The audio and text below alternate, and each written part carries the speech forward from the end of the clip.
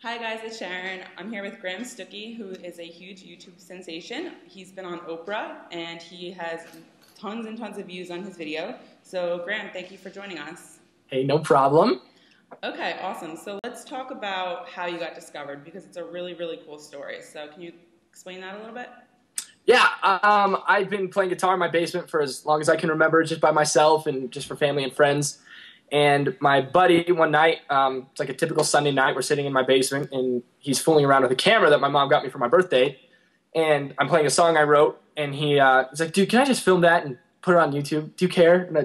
So we kind of debated it for a while, and then finally I let him record it. And so he recorded it, and we put it on YouTube. And I never thought anything of it. And then a week later, I'm sitting in chemistry class, and he texted me, and he's like, dude, you know what's going on with your video? I was like, I have no idea. Last time I checked, it was like 10,000 views, which I was totally fine with. I thought that was incredible. And he says, no, it's at 25,000 views. And so then by that night, it hit 100,000. And yeah, the rest is history. That's crazy. Yeah. All right, so explain the Oprah call. That's got to be something that was just crazy Right. for you. Totally. Came out of the blue. They called my mom at home. One of the producers from the show called my mom at home, and I was at school at the time. And so she immediately calls me. She's like, Graham, Oprah just called. And so I freak out and I run home and I talk to him and we talk back and forth for a while. And he said that they were doing a show on kid talent. I know they do these kind of shows periodically, but the problem was I was almost too old because I'm 18. And like if you look at the end of the show, they have all the kids lining up, and then there's like all these little kids, and then there's me.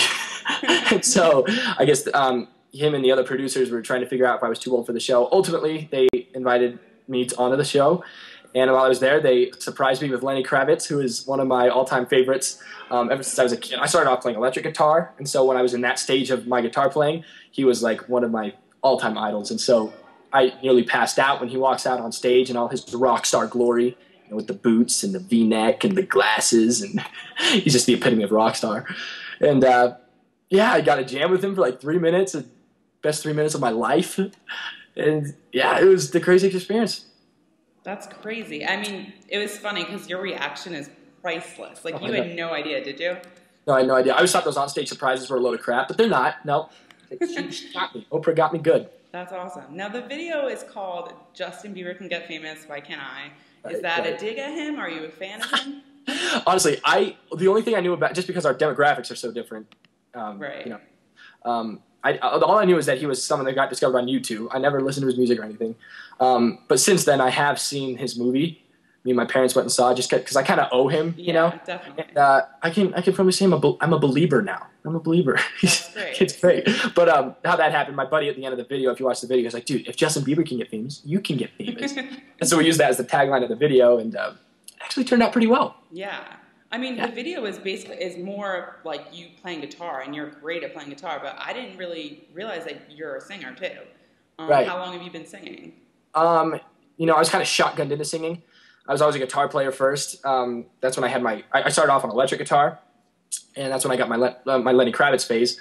But I kind of transitioned into the singing part just because you kind of have to if you play acoustic guitar. Yeah. And I wanted to start playing acoustic guitar. I saw a Phil Keaggy concert, and then I saw a John Mayer concert.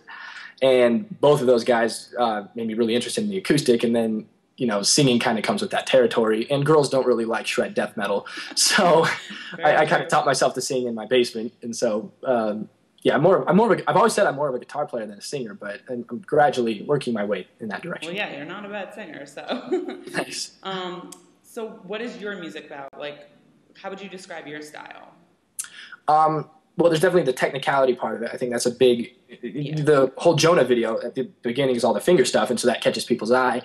But at the same time, I write my lyrics out of experience with girls, especially because I'm in high school, and I'm the kind of kid that wears my heart on my sleeve, and I get screwed over by girls all the time, but that's okay. It gives me plenty of ammunition to write music about. But I write out of experience. I write just what I see in the world, what I feel, you know. It's just kind of a venue for expressing feelings, as all good musicians do. So yeah, I don't know. I think it's kind of a unique take on the acoustic guitar, but at the same time trying to fuse in melody and the soulful side of music with that technical part. So it's interesting. Right. I'm having fun with it.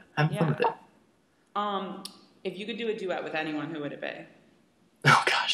Well, Lenny Kravitz, check. Yeah, I kind of figured that one. John Mayer's up there on the list. He's the reason I cut my hair. I had really long hair when I was in my death metal phase. And I went and saw John. Yeah, it was disgusting. Wow. Will those pictures ever surface? Oh, they very well might. Unfortunately, they are in existence. They haunt me every day. But yeah, I saw him at Red Rocks in Morrison, Colorado, which is one of the greatest venues of all time, and changed my life. Made me cut my hair and pick up an acoustic guitar. And so John Mayer's up there for sure. That's great.